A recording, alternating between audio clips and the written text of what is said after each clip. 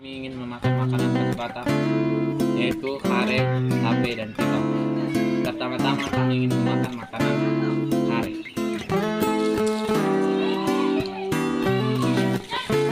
Dari bubur hara ini manis dan gurih, dan saat menunggang mulut itu lembut karena perpaduan dari santannya. Berikutnya kami akan memakan tape.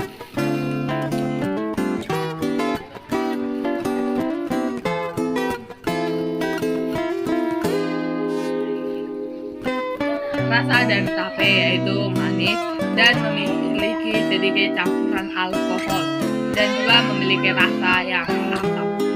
Ini adalah tipang.